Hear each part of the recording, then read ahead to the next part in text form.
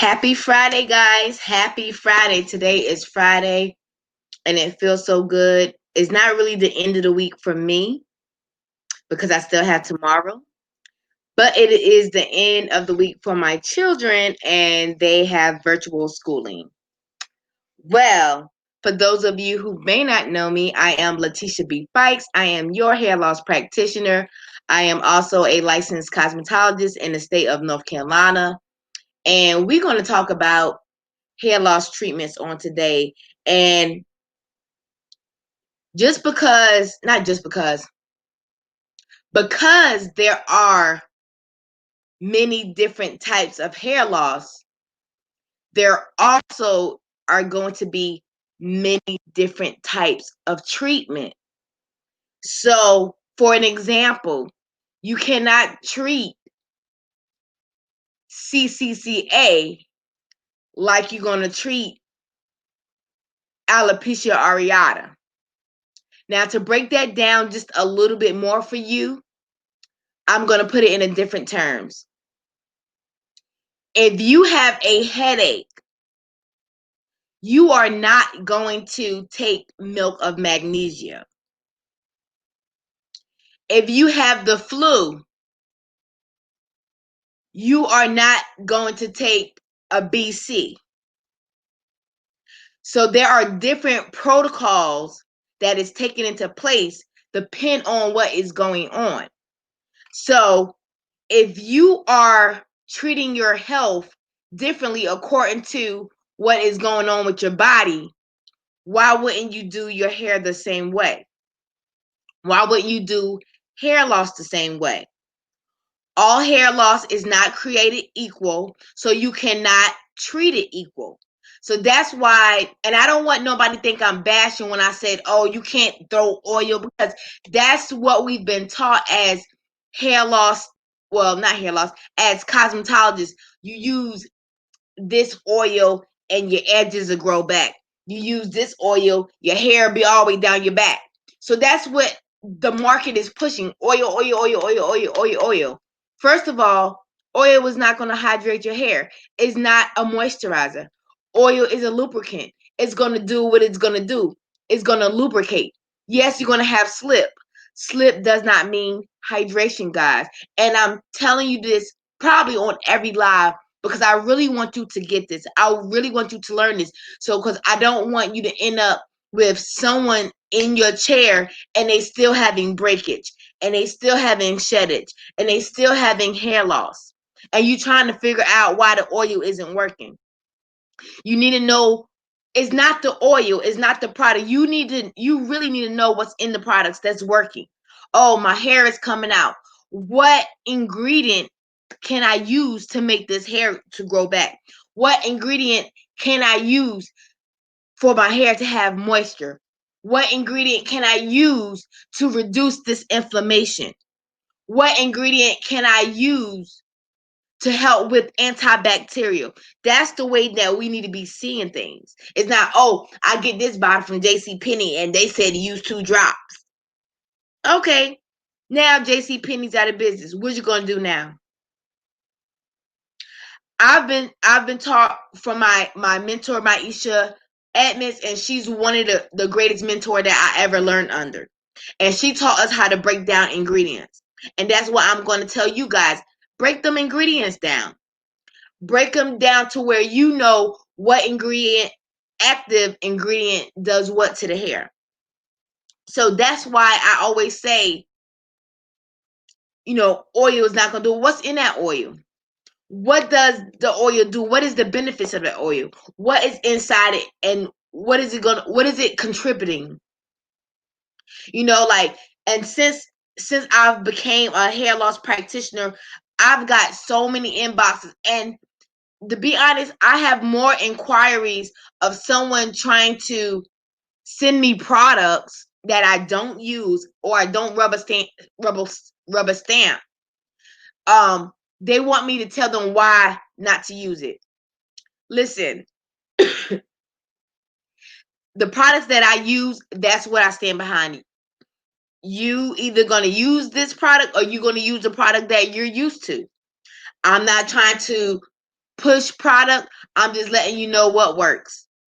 And the products that I use, it works for me because I know what the ingredients is going to do. So if you're a client who dealing with alopecia areata, I know how I'm going to treat you. I know there are certain triggers to your alopecia areata. I know for your telogen effluvium, it's triggered by stress and anxiety. I'm going to do some type of stress reduction therapy.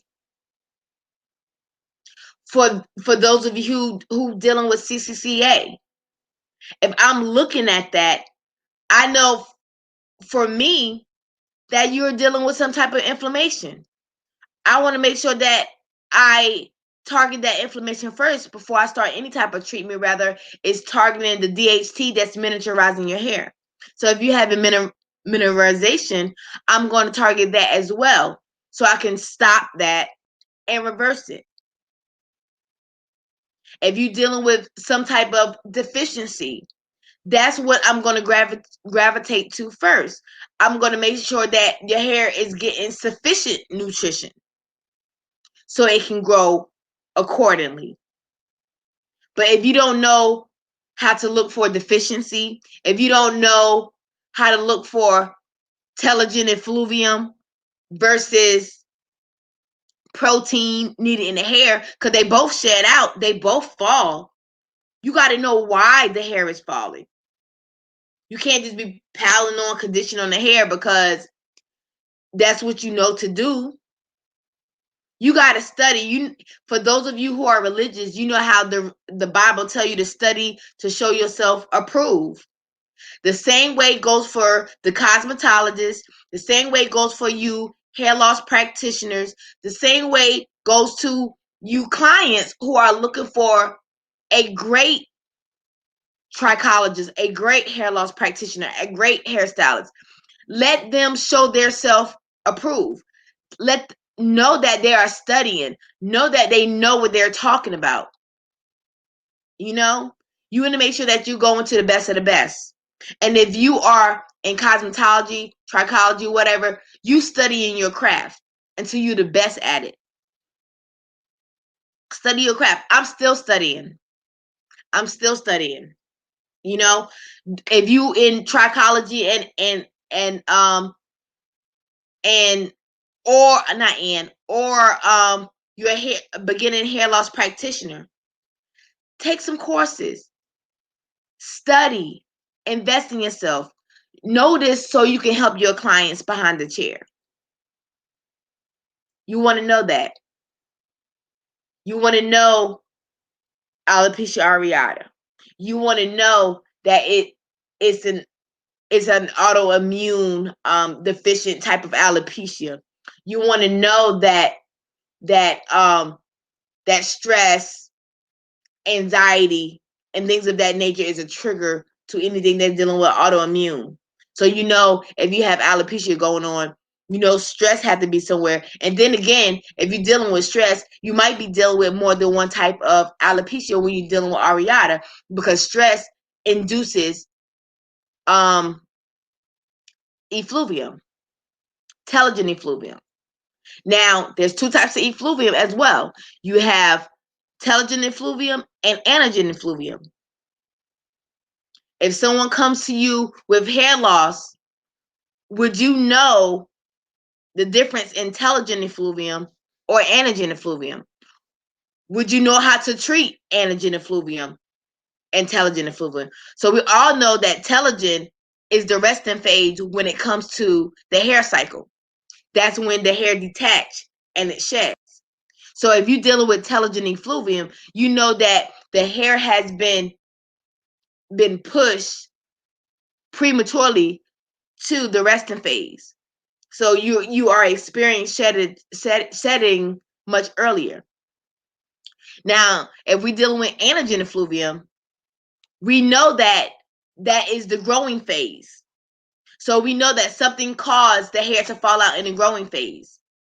So we know that the hair is the fastest growing organ. And when we're dealing with any type of mitotic I can't even say it right, mitotic, we know that we probably dealing with some type of treatment for cancer or some type of antifungal treatment. We know that what it does is it kills the fastest growing cell, especially if you're dealing with some type of fungus. Fungus is a cell that grows rapidly. So in order to kill that, you have to kill the fastest growing cell. Hair is one of those fastest growing cells. So that's why the hair will fall out in the growing phase, which is the anagen phase. So if your client comes in, you want to make sure that you're treating them accordingly. You won't be treating them for telogen effluvium if they got anagen effluvium. Totally different. So that's why it's important to know that hair loss is a custom treatment. That's why I always stress to you as stylists, especially the ones who create their own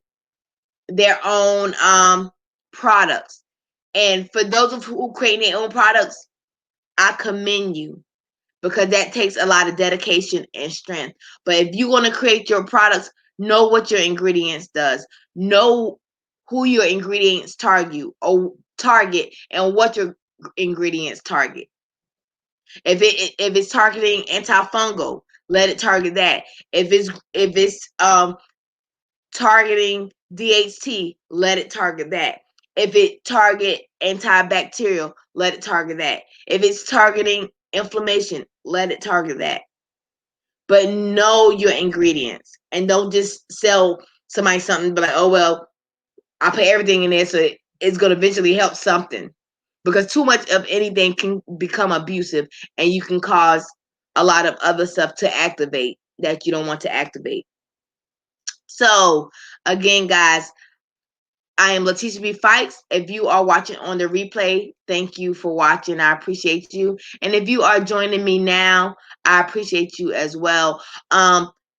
You may not know this, but with all my lives, they're on YouTube. So make sure that you check out the Miseducation of Cosmetology, guys, because I put all my lives on there if you need something to refer back to, you know. So I am Leticia B. Fikes, guys. And until next time, you guys stay educated.